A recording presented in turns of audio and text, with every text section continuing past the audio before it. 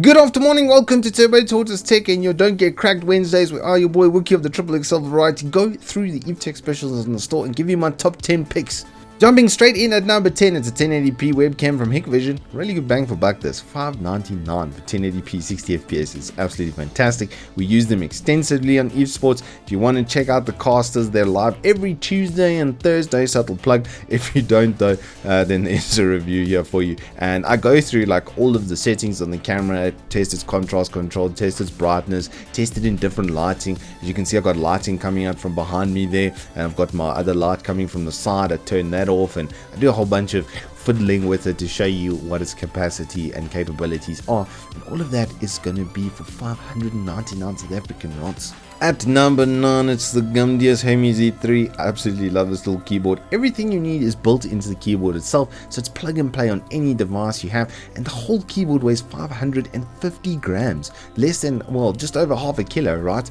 And it's backlit. It's got decent backlighting, more than enough for dark environments. Even in the daytime you can see it pretty comfortably. It's got decent switches. They were the like third best switch that's available, like a general switch that's available, not like really high end stuff, but anti-ghosting, everything you need on the keyboard, to be honest.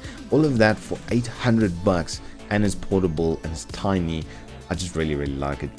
At number 8, I've thrown in the Alienware 240Hz G-Sync. I tested the first version of this and it was absolutely fantastic. This looks just that much better. I mean, look at that frame and that stand. It looks spectacular, right? Everything is been executed in the joystick once again. It's got a USB hub built into it where you can have like dual USB at the bottom now, and the headphone jack pass through. Like, DELL does a really good job with this, with their kind of feature set tick-offs on these, and this is no different. All of that for 7K with a 3-year warranty. It's a pretty good deal.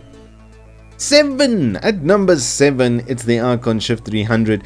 200 kg gas cylinder on this puppy, so it can take some weight. And if you're comparing it to a macro chair of the same price, there's really no comparison. It's got a proper head pillow and a proper lumbar setup on it as well, so you'll have good support in this chair, and it's a really good budget option. I've seen these in person at Evetech, and they really are pretty good bang for buck. Rounding out the top 10 at number 6 is the Chione 120. I used this on a build that we did, like a budget build expose with a 5600X, and the performance was absolutely fantastic. It was much better than the air coolers that I had for similar kind of money, mostly because it's quite a thicker boy rad, and then it's got a proper copper base plate. I had a push-pull setup on this thing, and it kept the 5600X at 61 degrees under max load, and this was middle of the summer, so I think my ambient temperature was about 28. It's really good performance from this little unit. My 280R still going strong. I've only replaced the fans on it, and they lasted about 2 years anyway, so good value. At number 5, it's my absolutely favorite NVMe. It's the Hikvision E2000. This thing is just spectacular. Bang for buck wise, it's near impossible to beat, and I do every single piece of editing that I do off of this drive. It gets absolutely hammered, filled up to 90% of its capacity before I remove files. So yeah, it gets a little bit throttled, and it just carries on ticking over. I've got it currently with the normal heatsink, and I've had absolutely no problems with that. Compared to the big heatsink on my motherboard, there's like a 5-degree difference, so it's sitting at like 55 instead of 50, which is more than acceptable. All around, this drive is absolutely fantastic. At number 4, I've thrown in this upgrade kit, and let me tell you why. The motherboard is pretty damn good in this bundle. The X470 is also compatible with the newer 5000 series processors, but out of the box, this is like a pretty good development platform. Because of this 4650G, it's got a 6-core 12-thread with a proper little GPU built into it, like a GT 1030 kind of performance level. So if you're doing Adobe Suite or web development or something like that, this is a turnkey solution for that.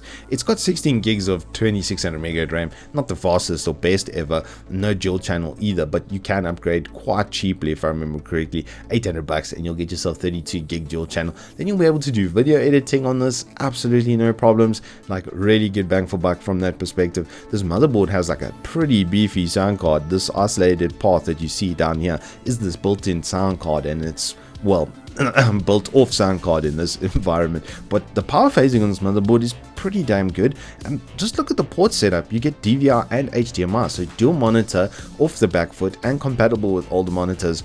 All around, I really like it. All of that for 6.5K with a 3-year warranty. is pretty good. At number 3, it's a keyboard that's still in stock. I don't know how it's still in stock at this price point. Razer's build quality is worth way more than 1,500 Rand to your local warranty. Really nice keys and switches as well. These green switches are pretty damn good. I used them on the Huntsman Elite Mini and I was more than impressed. The newer versions of the keyboard are like double the price. That's why I'm like, I don't know how this is still in stock at 1.5. Razer Synapse compatible, which is a lot better than it used to be. It's no longer like having old Norton on your PC where Norton was the virus. Synapse used to be the virus, but now it's pretty damn good. So all around 1.5, it's a good deal. At number 2, I've put in this upgrade kit because it's got like some really nice upgrade pathing built into it. The Z490P has beefy power phasing to say the least, and it's going to be able to run like a 10700K or 10900K with overclock absolutely no problems. It's got good port setup as well, not the beefiest built-in sound card I've ever seen or port setup etc, but it's enough that you're not going to be left wanting.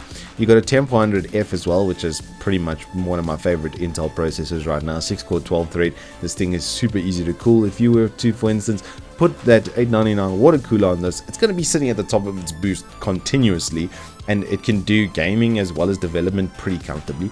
And then you get the 3200 MB RAM. While you're not going to be able to dual channel out of the box with a single 16 gig, it does give you good upgrade pathing. You get 32 gigs worth of RAM, and then later get yourself a cheap 10850K or 10900K off of someone, then you're gonna be having like a really good time on this platform.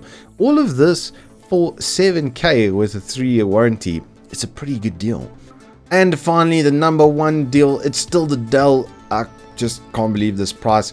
4.5K for a 27-inch G-Sync capable 144Hz. It's just head and shoulders above the rest. Most of the 24 144s go for around 4K. That's been sort of the nominal price in South Africa for about the last year. So for 4.5 with a 3-year warranty and having G-Sync built into it is just staggering. Nice curved panel as well, full periscope neck. Like, it's a really good deal. Anyway, that is all we're gonna have time for this week. If you have enjoyed, please do hit us up with a like and subscribe, and I'll see you on the flip side.